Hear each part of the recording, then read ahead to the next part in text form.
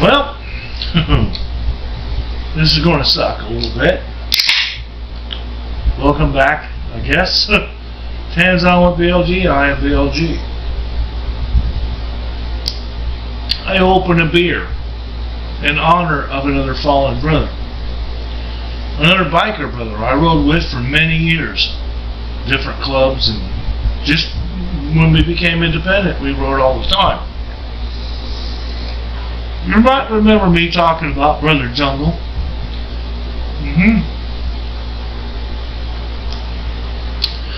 Well, he was killed yesterday on his bike. At least he went out riding, doing what he loved, by a 19-year-old kid in a truck. He was turning, I guess, maybe to go get gas or beer or something, just riding his bike, making a left turn, waiting for traffic, and the kid mowed him down. Didn't see him, he says, I guess. I don't know.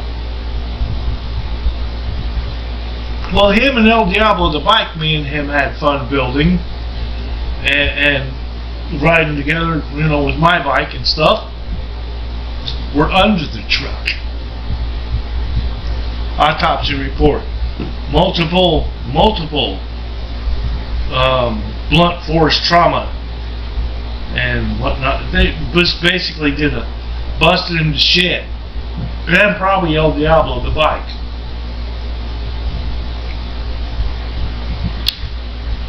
Sad times. I prefer to remember the good times. And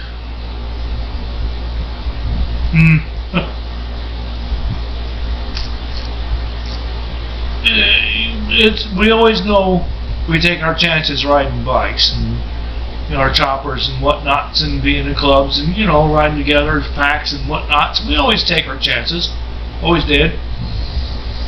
Even riding independent like we were. We weren't in a club. We got out of the clubs and stuff and started just riding together years and years ago. I'm talking like 22, 23 years ago. I met him almost 30 years ago, or just over 30 years ago. Four-wheeling. Remember I showed you my monster truck in Jungle's Jeep? That's where I met him in 1987. Figure the math. But we kind of would ride together going to work, and then we ended up riding together in the clubs and with the clubs over the years. And then he became my neighbor. Won't you be my neighbor? But, you know, we all know it's inevitable. At one point in time, you're going to lose somebody, right? We've lost so many bikers just riding motorcycles, civilian clubbers, who cares, from just not being seen. Apparently he was on Spring Bay Road, which is about a mile and a half, you know, from his house, going to the turn to go to the Thornton's gas station right there, which is about a mile and a half from his house and where we used to live, right next door. And a 19-year-old kid in a pickup truck run clean over him. Just mowed him the fuck down and the bike. And apparently pinned underneath. Which brings back flashback memories of Haji. Same effect. Which brings back flashbacks. You get the idea. Mowed down. Just mowed the fuck down and pinned under the car or truck. So, rest in peace, Brother Jungle.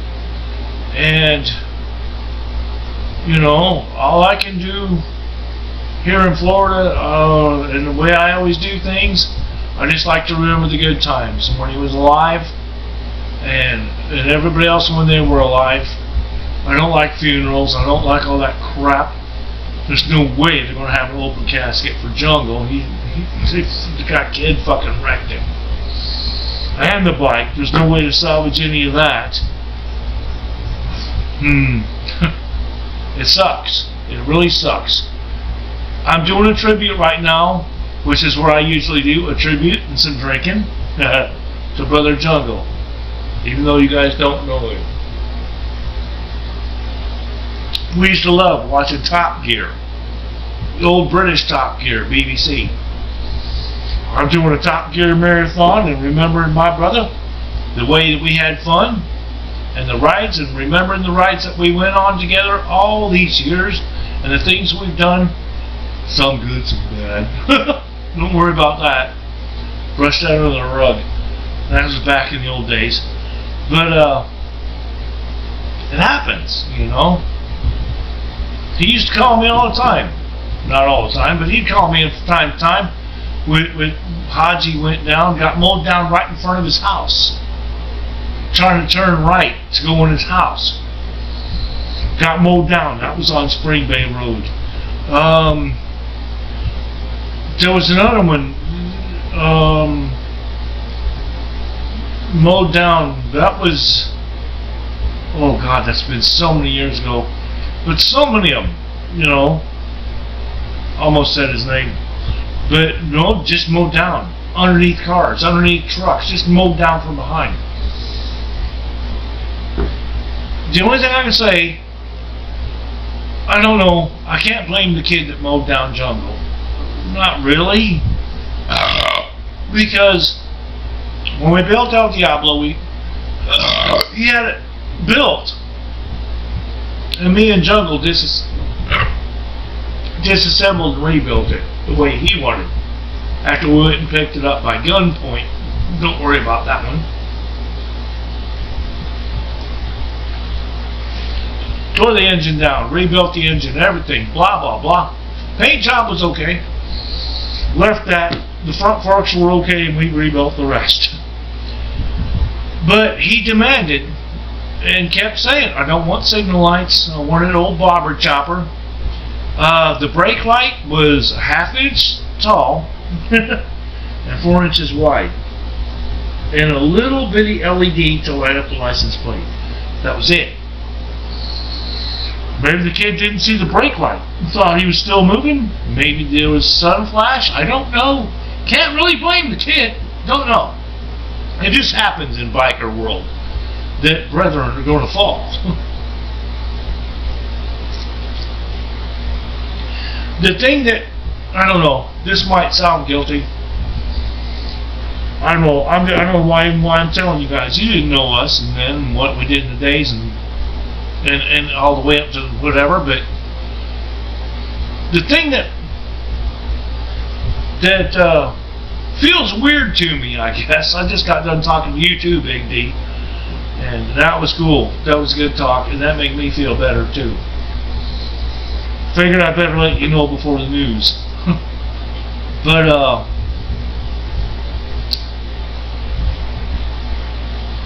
see if this feels weird to you. If I was still living where I was up there in Illinois on Sioux Trail, right? More than likely, when that truck ran over Jungle, I would have been riding right next to him. I'd have been ran over too. Seems a bit selfish, but I probably would have been right there with him. Don't know. Depending on the situation. What made him would be even worse. He could have been just like, hey, I'll call you on the phone, you know, hey, I'll be over there in just a few minutes, you know, let's hang out. That would suck. Or he could have been heading home from my house after we'd had 15 of these a piece. It's just weird. It's just the biker life, man. It sucks, and that's all there is to it. Just ride as safe as you can. And I know Jungle was always a safe rider. You know what I mean? Regardless, he was always safe at riding. This kid just apparently didn't see him and mowed him the fuck down, killed him. Dead on the scene, under the truck with the bike. Just like Haji and all the other, oh God, there's probably been 5 or 6 guys mowed down that we knew. Shit. So anyways, it's kind of a sad update, but it's an update. I'm getting over it. Like I said, doing some BBC marathon, remembering my brother, and I'm going to remember him as he was when we rode together and alive.